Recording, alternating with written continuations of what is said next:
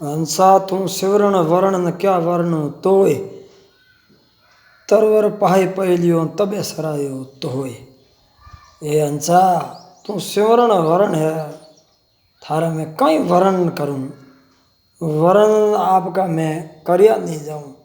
हंसा कहवे इन जीव ने, इन जीव रो कई वर्णन करूं, कोई कर ही नहीं सकूं। ऐसो वो विवेकी है, विचारमान है, बुद्धिवान है, चेतन है, बोध स्वरूपी है, साक्षी है। और तू इन मोह में, भय में, लोभ में, लालच में पड़ और भूल गयो। तरवर पाहे पहलियो तबे सरायो तोय।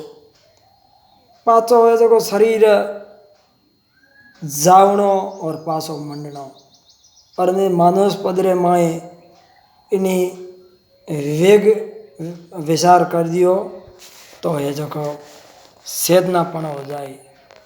इन वास्ते गुरुदेव को हंसा तू सिवरण वरण क्या वर्ण तोय, तरवर पाहे पहलियो तबे सरायो तोय। साहेब बंदगी साहेब।